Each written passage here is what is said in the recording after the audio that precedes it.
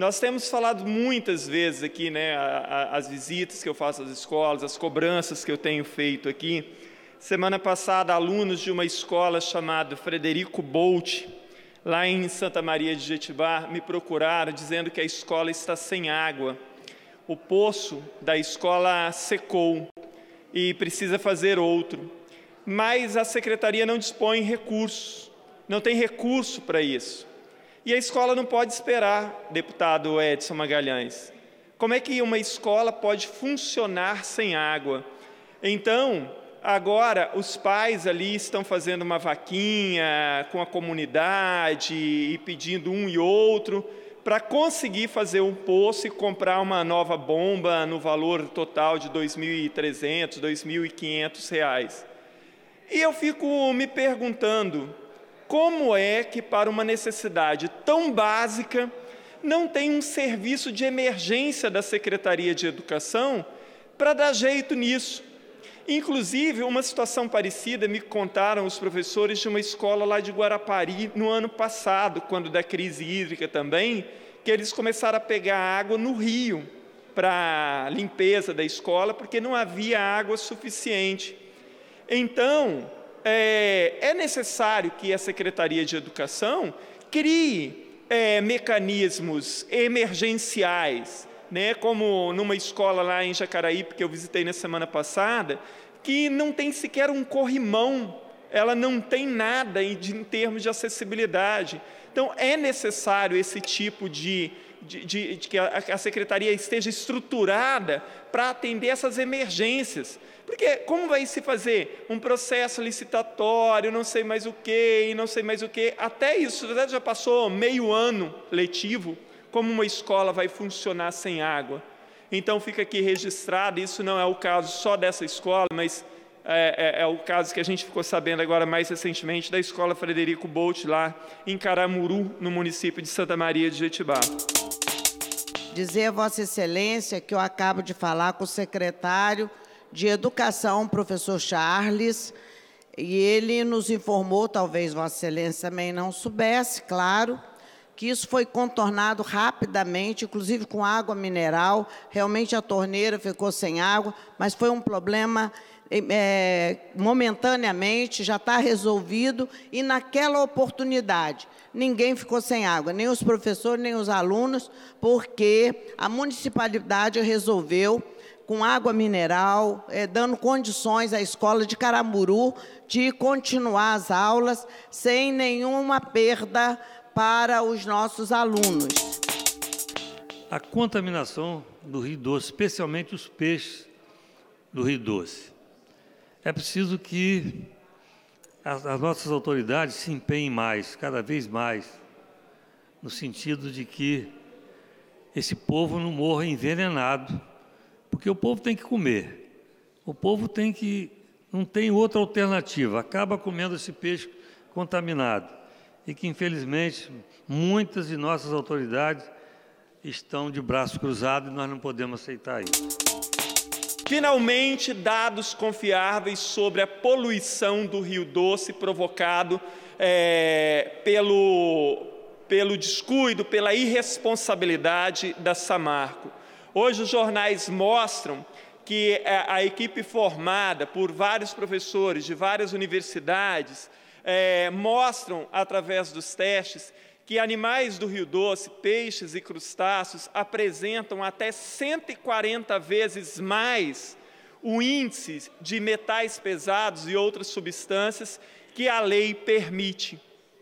Você imagine, a água também, não só peixes e crustáceos, mas a água também. Praticamente todas as espécies de peixes e crustáceos examinados até agora estão com níveis de arsênio, de cádmio, de chumbo, infinitamente acima daquilo que é tolerável pelos organismos nacionais e internacionais.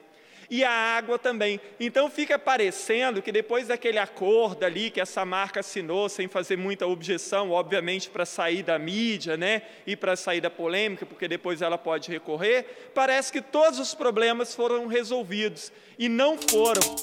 20 de maio de 2015, o ofício 167 de 2015 pedindo ao Tribunal de Contas que pudesse nos informar acerca do processo Tomada de Contas 2325/2013, que trata do Instituto de Previdência da Serra, onde é público e de conhecimento de todos os capixabas que houve um prejuízo no aporte de 40 milhões de reais no ano de 2012, consequência de uma operação desastrosa e irresponsável realizada junto ao Banco BVA.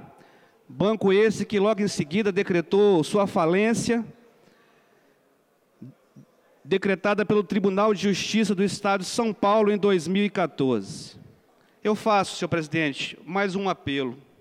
Eu gostaria, inclusive, usando das mesmas prerrogativas de outros colegas deputados e deputadas que já usufruíram, que a mesa determinasse um funcionário dessa casa, qualificado e habilitado para isso, para que pudesse fazer uma diligência ao Tribunal de Contas e que pudesse esclarecer o quanto antes a essa casa, a este deputado que aqui fala, que está usando do regimento interno da casa, da Constituição Estadual e das minhas prerrogativas concedidas pelos capixabas para solicitar informações acerca de algo tão importante. Que a empresa concessionária da Terceira Ponte coloque os alambrados à margem da via, porque é comprovado mundialmente a incidência de vários homicídios, e outro dia pudemos constatar uma jovem sentada no parapeito da ponte para se atirar. Graças a Deus, um cidadão saltou do ônibus e salvou essa vida. Mas a incidência desse tipo de suicídio é muito grande na Terceira Ponte. Já fiz essa discussão no governo anterior todo, Vossa Excelência estava aqui e acompanhou, e agora estou fazendo a indicação ao governo novamente para que cobre da concessionária da Terceira Ponte a instalação das telas de proteção. O que ocorre com os poderes, deputado Zé Esmeralda? É que na hora de publicar no site dos poderes, eles publicam o salário dos servidores sem algumas vantagens e publicam até só o limite do teto. E, na verdade, escondem o valor que está pagando acima do teto. Por exemplo, nós temos no Poder Judiciário, e isso foi mostrado aqui durante aquela discussão, servidores que recebem 59 mil reais líquido, sendo que o teto é 30 mil reais. Então, essa emenda ela vem obrigar os poderes a publicar tudo aquilo que o servidor recebe, que seja 13º, que seja fazer a publicação mês a mês de tudo que vai para o contra-cheque, para que a população e todos aqueles que acessarem a internet possam saber a real situação. Nós nos sentimos na obrigação de estar passando para a sociedade transparência nas nossas atitudes, ações, nos nossos atos e, principalmente, na remuneração que cada um de nós recebe.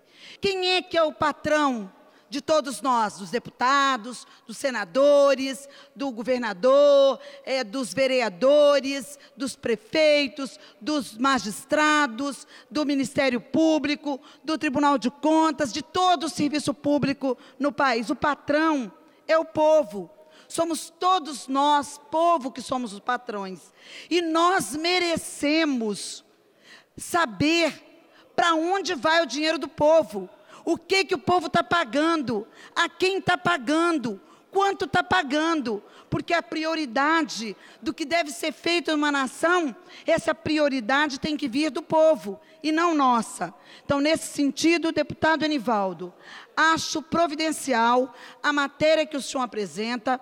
Vamos lutar para que ela realmente seja fortalecida nessa casa.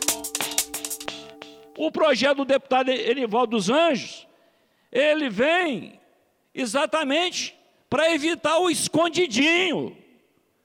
Para evitar o escondidinho, porque tem os escondidinhos, e que é o escondidinho que deveria ser em maiúsculo. Essa que é a verdade. Então, a minha obrigação de vir aqui, da tribuna desta Casa de Leis, e parabenizar o deputado. Recebi a incumbência do presidente dessa casa para que eu representasse todos os deputados junto à PGE para resolver o 1198, que é uma ansiedade dos nossos funcionários. E graças a Deus hoje nós sacramentamos e agora vai colher a assinatura de todos aqueles que vão aderir, apresentar a documentação e automaticamente, saindo os precatórios, já vão ser pagos aos funcionários. Então, quero dizer que, para a satisfação de todos os deputados, do nosso presidente que me entregou essa missão, e para a felicidade de todos os funcionários dessa casa, que agora o 1198 vai sair. Eu protocolei hoje, senhor presidente, no Ministério Público do Estado, na Procuradoria-Geral do Ministério Público do Espírito Santo, aos cuidados do Dr. Éder Ponte, uma representação por crime de responsabilidade contra o secretário de Agricultura, Otaciano Neto, pela falta de respeito não para com esse deputado, mas para com a Assembleia Legislativa do Espírito Santo, que homologou e votou à unanimidade o pedido de informação desse signatário há quase 6 meses. Então, estou informando a Vossa Excelência que a mesa me respondeu oficialmente que não havia a resposta por parte da Secretaria de Agricultura, e aí eu estou tomando as providências cabíveis. A proposta desse projeto não é o uso indevido, indiscriminado do celular para o estudante poder atender papai, mamãe, namorado, namorada e criar um ambiente que não propicia ao professor dar sua aula. Então essa é a proposta. Houve algumas dúvidas aqui ontem. Esse projeto, a proposta do governo é retirar a proibição do uso de celular. Ao retirar a proibição do uso de celular, o governo, através da SEDU, vai regulamentar como será usado esse celular, com foco no uso para obtenção de dados, e não para voz, e não para promover uma baderna dentro da sala de aula. Como é que o professor da escola particular, ele tem pulso com o aluno dele, e a ele não e a esse aluno não é tirado o direito de manusear o celular? Ora, isso, o que precisa, deputado Majeski, me permita falar com Vossa Excelência, é uma qualificação maior, é um treinamento maior do Estado para com os profissionais de educação, que não passa por cercear esse direito do aluno pobre, do aluno de escola pública, do pai pobre, que muitas vezes nem celular tem, de ter esse direito, que o aluno da escola privada tem. Isso é um absurdo, é uma discriminação, essa lei aqui. A questão do uso do celular em sala de aula é algo que precisa ser muito bem pensado. Não basta simplesmente revogar a lei que proíbe o seu uso na sala.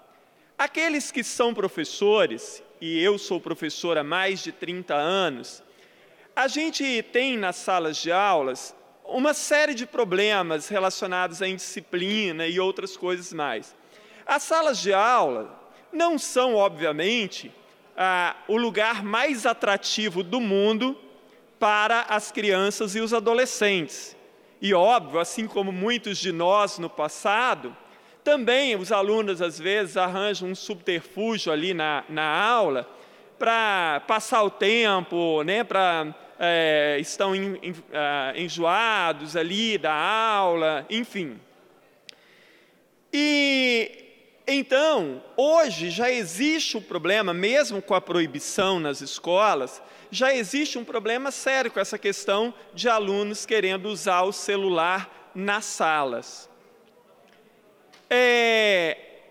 E muitas vezes, se este uso ele não for muito bem pensado, ele vai atrapalhar, quer dizer, ao invés de acreditar que é uma ferramenta que vai auxiliar o progresso do conhecimento dos alunos e vai facilitar as aulas dos professores, muito pelo contrário, vai causar ainda uma dispersão maior nos alunos.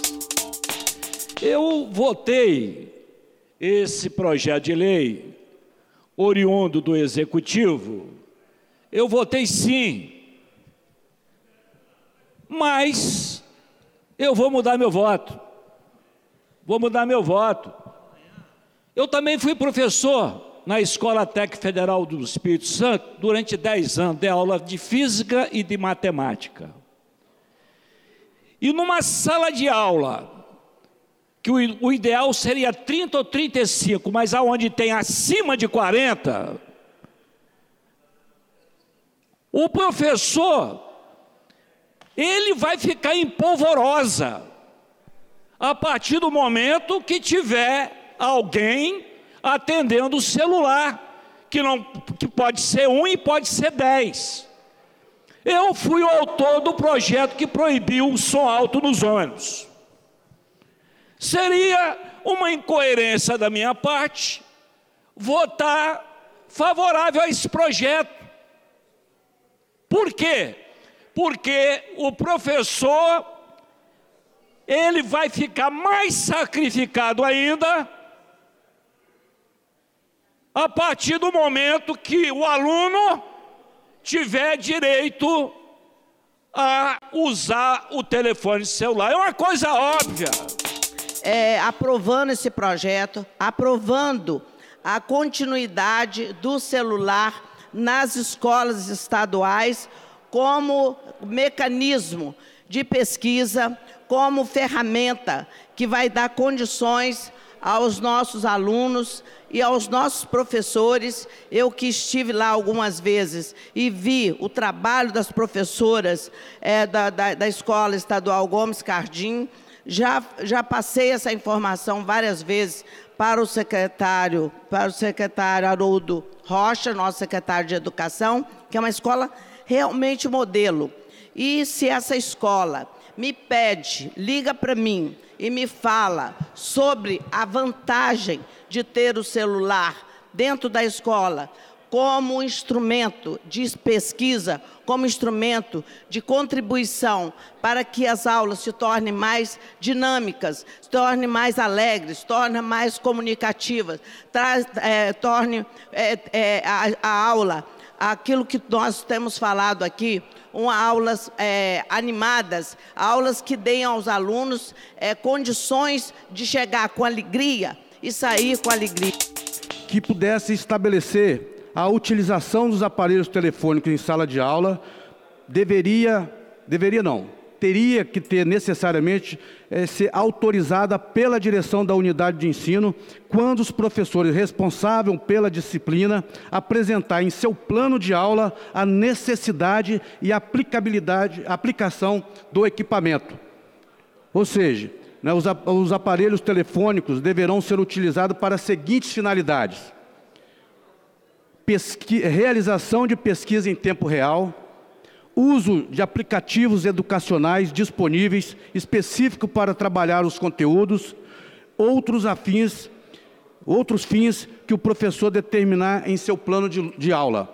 Ou seja, toda e qualquer utilização desse aparelho celular na sala de aula terá que estar rigorosamente sendo acompanhado pelo professor e com a direção da escola. Ou seja, tem que estar dentro do plano de aula, a utilização desses aparelhos. Porque votei favorável à revogação dessa lei. Ao revogar, o Estado irá normatizá-la e aí impedirá que o aluno possa utilizar o seu telefone para outra finalidade que não a de acesso à informação. Essa matéria é inconstitucional. A Comissão de Justiça, que é a Comissão de Justiça, que analisa o aspecto da constitucionalidade ou não, ela não está emitindo parecer de mérito. Nenhum deputado ou deputada, e muito menos a deputada Raquel Lessa, está aqui querendo dizer que a iniciativa não é boa. E nós temos várias outras iniciativas que são boas, mas se não tem um fundamento constitucional, vai gerar expectativa imprópria na sociedade. A expectativa de que essa ideia vai levar um benefício para o cidadão, quando efetivamente não vai. É produzir, e gerar uma expectativa que não vai se concretizar. Então, a matéria inconstitucional é isso que nós estamos analisando. Eu acompanho o parecer da deputada Raquel Lessa, né, e sei que essa casa, embora seja uma casa política, naturalmente respeita a Constituição. Então, parabéns pelo mérito da iniciativa, pela intenção, pela boa ideia. Mas uma matéria inconstitucional, ela não prospera, porque ainda que seja aprovado pelo plenário dessa casa, certamente virá um veto do governo do Estado.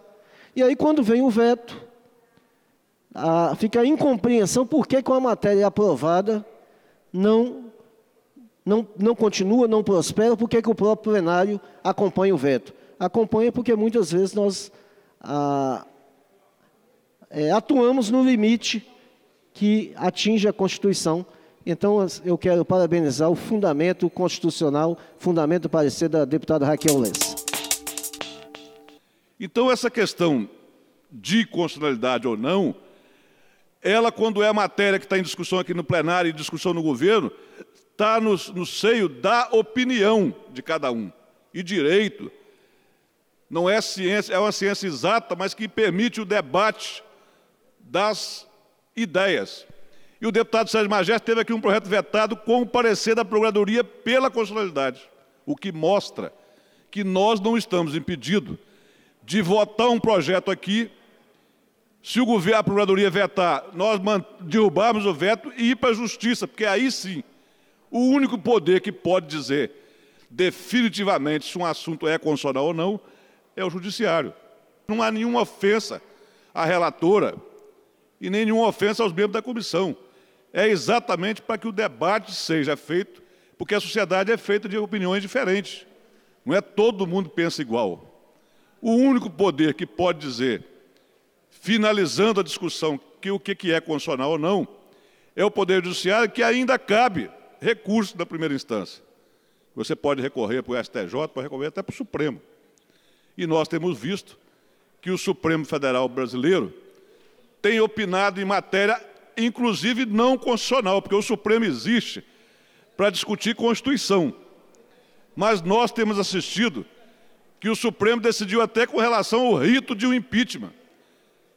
E por que isso foi necessário? Porque o Supremo é a última instância.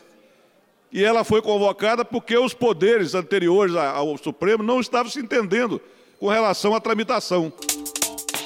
Mas eu quero aqui, senhoras e senhores, dividir um projeto que protocolei e que já apresentei algumas propostas substituindo o inicial, que é o projeto que acrescenta parágrafo único ao artigo 4º da Lei Complementar 204, permitindo o embarque e desembarque de passageiros em qualquer parte dos municípios integrantes da Grande Vitória, com exceção do embarque nos pontos de táxi exclusivos determinados pela legislação de cada município.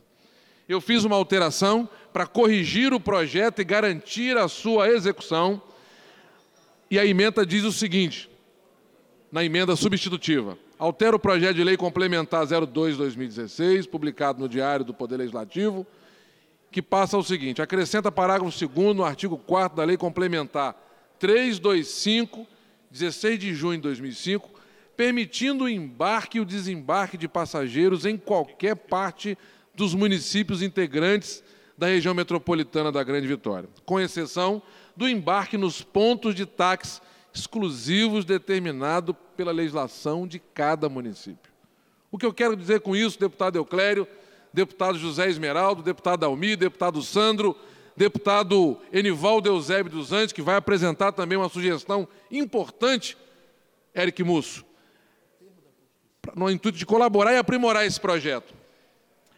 Foi criada a região metropolitana da Grande Vitória, através do que a Constituição de 88 permite aos estados brasileiros. E aí, o Estado do Espírito Santo criou a região metropolitana e nela incluiu transporte coletivo, intermunicipal, inclusive táxi e aquaviário. Não sou eu que estou criando o táxi metropolitano. O que eu estou querendo eliminar é uma aberração que existe de uma lei que diz que não se pode, deputado Sandro, embarcar nenhum passageiro, a não ser que seja num táxi do município de Vitória. Ou seja, se eu descer aqui agora, passar um táxi, eu der com sinal na escadaria da Assembleia, se o táxi for de Serra, se ele for de Vila Velha ou de Cariacica, ele não vai poder parar, porque só pode o táxi de Vitória. O que é isso? Eu sou contra o taxista de Cariacica, de Vila Velha, de Serra, de qualquer outra cidade do Espírito Santo parar num ponto de táxi de Vitória. Da mesma forma que eu sou contra o taxista de Vitória parar num ponto em Cariacica, o de Vila Velha parar num ponto de Guarapari, lá na tribo, em Aracruz. Agora, quando ocorreu o jogo da seleção brasileira no estádio Kleber Andrade, não tinha apenas taxistas de Cariacica, não. Lá estavam os taxistas de Vitória, lá estavam os taxistas de Vila Velha, lá estavam os taxistas de Serra. Da mesma forma lá no show do Pavilhão de Carapina. Também estavam, não só apenas, senhor presidente, os taxistas de Serra, estavam de Vitória, de Cariacica, enfim. O que eu quero pedir aos colegas é que nos ajude a aprovar essa matéria, porque ela efetiva a região metropolitana e garante o direito do cidadão de embarcar no táxi que ele achar conveniente. E essa coisa de cerca eletrônica é coisa do passado. Nós estamos vivendo no século XXI, onde a mobilidade urbana e o direito do cidadão é o que prevalece. Muito obrigado. De aproveitamento do refri.